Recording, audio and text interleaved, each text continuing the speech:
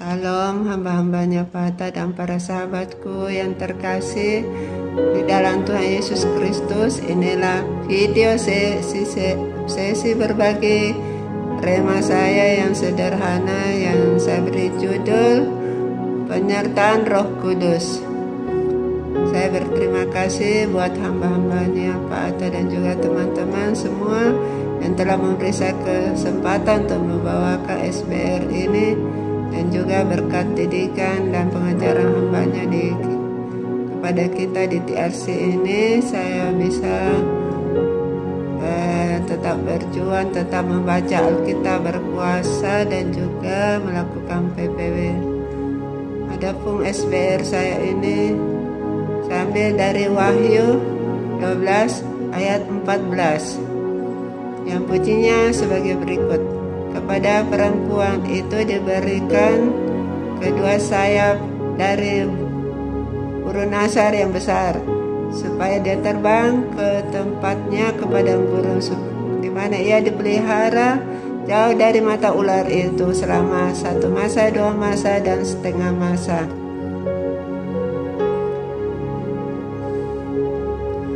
Kepada perempuan itu yang merupakan gambaran dari anak-anak Tuhan yang bersungguh-sungguh hati kepada Tuhan, yang sudah berusaha untuk taat atas segala perintah Tuhan, berusaha hidup kudus, taat total untuk segala perintah Tuhan.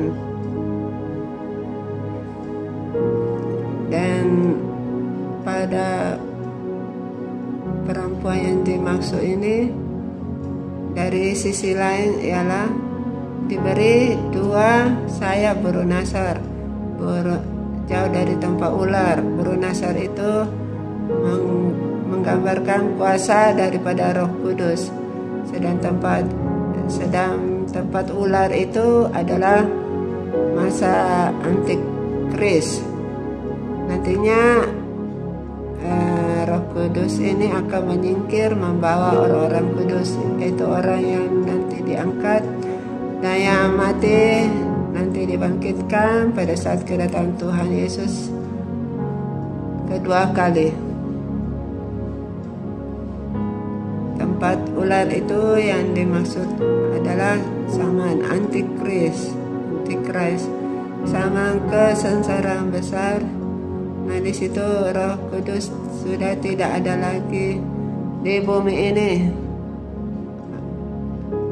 Alkitab sendiri yang mengatakannya, Alkitab yang mengatakan demikian. Ini adalah nubuatan Alkitab, sebab dituliskan akan banyak nanti anak-anak Tuhan yang ketinggalan karena mereka terlambat bertobat dan mereka tidak diangkat atau disingkirkan. Jangan sampai ada yang berkata nanti pada saat antikris sudah muncul, baru nanti saya berdoa, berpuasa, baca firman. Tapi mereka akan kecewa, sebab nanti saat itu Roh Kudus sudah pergi menyingkir. Nah, itu seperti gambaran dari 10 anak darah, 5 anak darah yang bodoh. Ketiga anak darah yang bodoh, 5 dari anak darah itu bodoh, tidak mempersiapkan minyak, dan mereka itu terlambat ketika mempelai pria itu sudah tiba. Mereka terlambat mempersiapkan segala sesuatu, terlambat membenahi iman mereka, lambat melakukan par dan menjadi pelaku firman. Jadi ini penyertaan Roh Kudus kepada calon mempelai wanita atau anak Tuhan yang sungguh-sungguh itu membuktikan bahwa kita itu tidak sendiri dalam menjalani kehidupan di dunia ini. Roh Kudus selalu mendampingi kita, bahkan sampai pada hal-hal yang berbahaya. Di situ Roh Kudus sudah meluputkan kita dari bahaya dengan kekuatan sayapnya, dengan kuasanya. Banyak banyak anak-anak Tuhan merasa seorang diri, berpikir bahwa mereka tidak punya apa-apa, tidak punya keluarga, tidak punya masa depan. Ini merupakan intimidasi dari iblis supaya dia berpikir bahwa dia hanya seorang diri saja. Nah, dulu saya juga seperti itu, tapi setelah berada di komunitas ini dan rajin membaca Alkitab, saya memahami bahwa kita itu sebenarnya tidak seorang diri. Hidup di dunia ini tidak seorang diri. Dalam Roma 8 ayat 26 berkata demikian. Demikian juga Roh membantu kita dalam kelemahan kita, karena kita tidak tahu bagaimana sebenarnya harus berdoa. Tapi Roh sendiri berdoa untuk kita kepada Allah dengan keluhan yang tidak terucapkan. Roh Kudus membantu kita dalam segala hal, dikatakan dalam ayat ini. Jadi kita tidak hidup seorang diri, sebab Roh Kudus ada bersama-sama dengan kita. Ia sendiri atau pribadinya sendiri yang menjamin penyertaannya atas hidup kita. Tidak hanya menyertai kita, tapi Dia juga membantu kita dalam kelemahan kita. Ia membantu kita sebab kita tidak tahu bagaimana sebenarnya harus berdoa. Dan dikatakan pula bahwa Roh Kudus itu menolong kita supaya dalam kelemahan kita menjadi kuat. Pada saat kita tidak mampu, kuasanya sempurna di dalam kita. Kalau kita merasa diri kita kuat, bisa sendiri, dan merasa diri hebat, maka Roh Kudus akan undur dari kita. Roh Kudus hanya menguatkan orang-orang yang merasa dirinya tidak mampu, merasa dirinya tidak berdaya, merasa dirinya lemah. Maka pada saat mereka berharap pada Tuhan, maka kuasa Tuhan itu sempurna di dalam diri anak-anak Tuhan itu.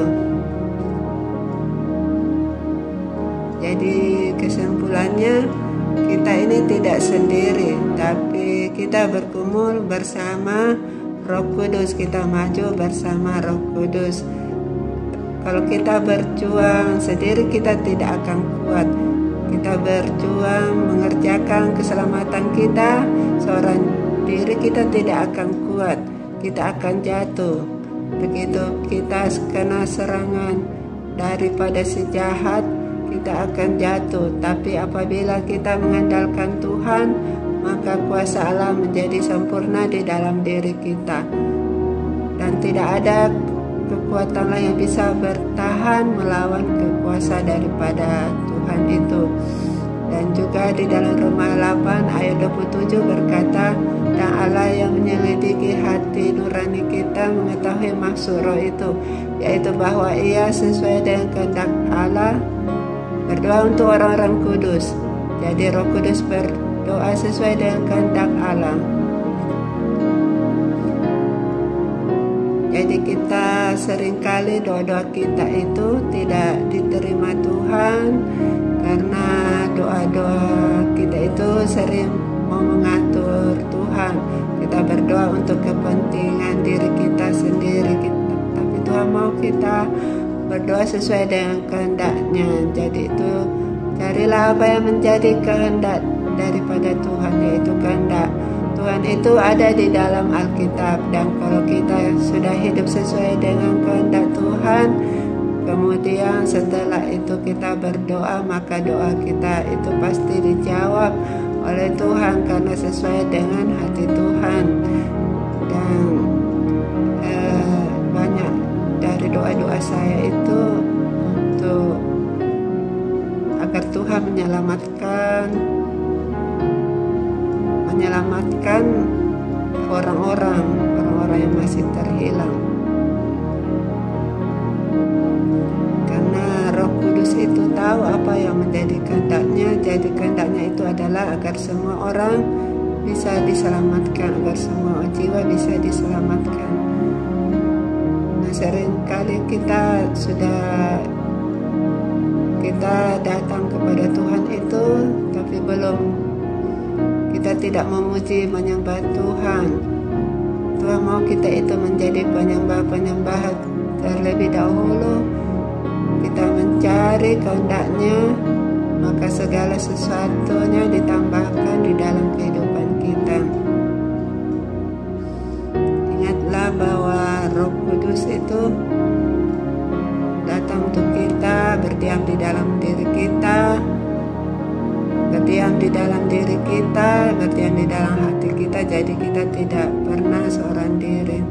Roma 6 ayat 28 berkata bahwa kita tahu bahwa Allah turut bekerja di dalam segala sesuatu untuk mendatangkan kebaikan bagi kita, itu orang-orang yang terpanggil sesuai dengan rencana Allah.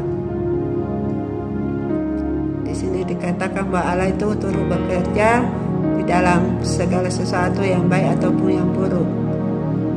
Yang baik ataupun buruk. Yang buruk mungkin juga menurut pandangan kita. Baik itu di dalam pekerjaan kita, baik di dalam keluarga kita, Roh Kudus ikut serta menolong kita. Dia tidak menjadi penonton, tapi dia menyediakan kesediaannya untuk menolong kita, menghibur kita. Nah, ada orang berkata, saya merasa Tuhan tidak menyertai saya, buktinya saya mengalami banyak masalah. Ketahuilah bahwa Roh Kudus menyertai kita, baik kita merasa ataupun tidak merasa. Masalahnya ada pada diri kita sendiri. Masalahnya ada pada diri kita sendiri, yaitu kita sendiri yang menjauh daripada Tuhan, kita sendiri yang tidak mau datang kepada Tuhan untuk menjadi penyembah-penyembahnya, yang menyembah Dia di dalam roh dan kebenaran, untuk mencari terus wajahnya, untuk mencari perkenanannya lewat perkataan kita, lewat perbuatan kita. Nah, kita juga adalah orang yang spesial di hadapan Tuhan. Dalam Roma 8 ayat 28b dikatakan, bagi mereka yang terpanggil sesuai dengan rencana Allah. Kita ini sungguh-sungguh adalah orang yang spesial, orang yang istimewa, terpanggil sesuai dengan rencananya. Haleluya. Oleh sebab itu kita jangan meninggalkan panggilan kita hanya karena kita kena pencobaan. Karena kalau tidak ada sandungan pencobaan, waktu ujian, itu adalah jalan yang lebar. Karena jalan yang sempit itu pasti ada cobaannya, pergumulannya. Oleh sebab itu kita perlu terus memandang ke depan kepada salib Kristus dan tujuan kepada keselamatan kita. Jangan biarkan fokus kita dialihkan pada masalah dan pencobaan yang kita alami. Waktunya hanya tinggal sedikit. Karena waktunya hanya tinggal sedikit. Haleluya, amin. Terima kasih. Inilah SBR saya yang singkat ini. Kiranya boleh memberkati kita semua. Haleluya. Saya minta maaf bila ada salah kata atau salah ucap. Terima kasih. Tuhan Yesus memberkati. Amin.